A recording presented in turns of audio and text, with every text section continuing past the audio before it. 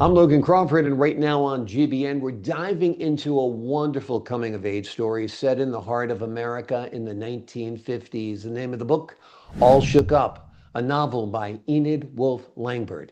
In the book, she brings to life teenage rebellion, Elvis Presley, and family secrets through the eyes of a bold young girl named Paula, with rock and roll as her soundtrack and a runaway journey fueled by truth seeking and self-discovery. This young adult debut is as heartfelt as it is nostalgic.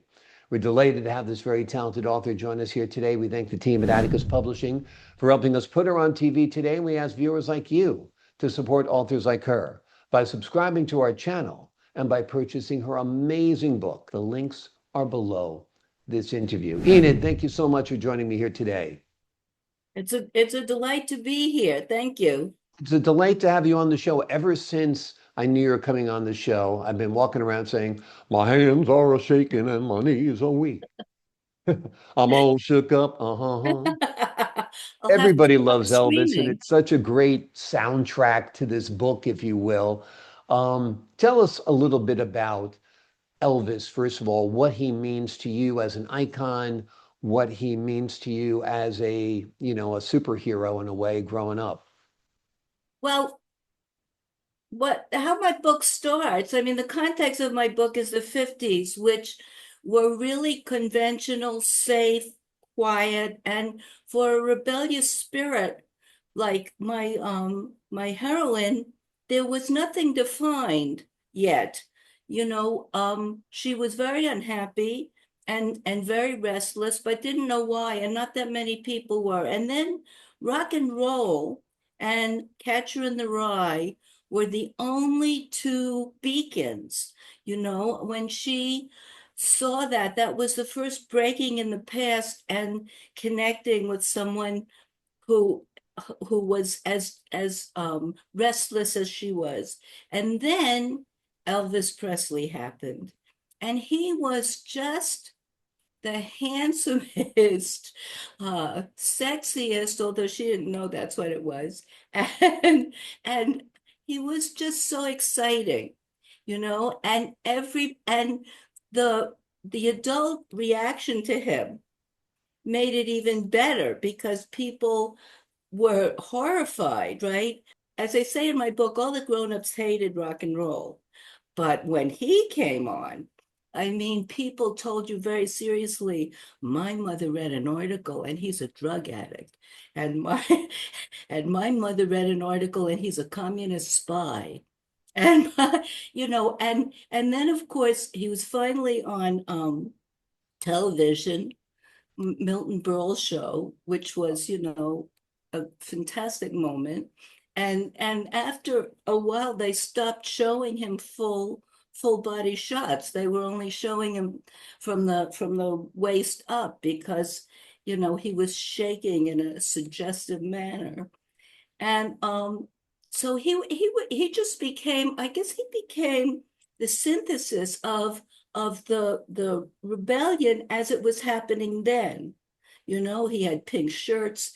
He had, Paul McCartney once said, Elvis did it all. So he was the beginning of it. He was really the exciting beginning of it. And I really do appreciate that transformative effect that he did have on America. Like you said, from shaking his hips, which was kind of forbidden back then in the very proper and staid 1950s, to even wearing his hair just a little bit longer than the average guy. Sideburns, the And the sideburns, sideburns, which yeah, I still have became my Elvis suddenly, sideburns yeah, there. There you go. A little influence. Is Paula a little bit you? yeah, I have to say, I think she's my ego ideal, She starts out being me. The first times I was writing this, I was in writing groups, and they said nobody's gonna read a book about a depressive girl like this who doesn't do anything. So I had to make it less realistic. And so, I mean, Paula actually achieves what I would have always wanted at that time. She actually makes friends with a cool girl. She's a nerdy that word didn't exist, but she was a nerdy honor student. She wore saddle shoes and you Bobby know, socks. bobby socks. And the cool girls, wore stockings and flat shoes and tight skirts and makeup, and I would just look at them longingly. And so Paula actually makes friends with a cool girl, which never happened. And then they actually run away, which certainly I would never have had the courage to do. So, it's kind of like rectifying my high school. And Exactly. she's much more adventurous and active than I ever was. But she certainly starts out being me. I lived in Queens. She's my age. You can do the math. And, Exactly, exactly. No, I think it's great. You take yourself, and then, of course, you use your imagination and a little fantasy to make it bigger, bolder, brighter, more interesting. All of us need to do that. We exaggerate a little bit for our stories when we're putting them on paper, of course. Let me ask you this. Catcher in the Rye, of course, was a seminal book back in that era as well. You included Holden Caulfield as an imaginary friend of sorts, which I thought was so inventive and so unique. Tell us why you did that. well, that's actually very truthful. The first time I saw Catcher in the Rye, it was being passed around in my sixth grade class secretly, Mhm. open to the scene about the prostitute. And Yeah. that was shocking, you know. I mean, it seems laughable now, but that scene was shocking. But I I became curious, that was what was generally being read, but I became curious. And of course, it was easy. All of the drugstores and candy stores had racks of paperbacks. So that was available. Very little else was available, but that was available. But I kept it hidden because it did have the reputation of being a dirty book because of that one scene. And and actually like with Elvis, there were articles that the book was being banned in places that are banning them now probably, but same places. But um but yeah, the style of it, which I didn't quite realize at the time, but it was written in such a informal conversational tone, Mm. so that it really felt like Holden was talking to you. I Mm. mean, I think that probably influenced my writing style in this book because that's what people say. I feel like you were talking to me. I feel like you were my friend. Yeah. And so that was like where I saw it. That wasn't the way books were written. That wasn't the books I read in school. I mean, they weren't written like that. They had third person, Yeah. so here was Holden talking to you, telling you about his difficulties, telling you about what he wanted and what didn't happen and these things. So it was a very intimate book. Yeah. And because he was the first person that talked to me in that way, yeah, I'm not happy either. I don't like this either. It was Exactly. it was very important. Yeah, it's a great book. By the time I came around to high school, it was on the required reading list. I know, So isn't that it went funny? from being banned and passed around among your friends to being on the required reading list. But I'm glad I read it, and I've read it multiple times because it is such a wonderful, wonderful book. Particularly when he laments about phonies and all of that stuff. It's such a great, great character. Barbara's search for her father is a metaphor and for identity and so forth. Tell us a little bit about that aspect of the story. Well, of course, Barbara is the character I really created.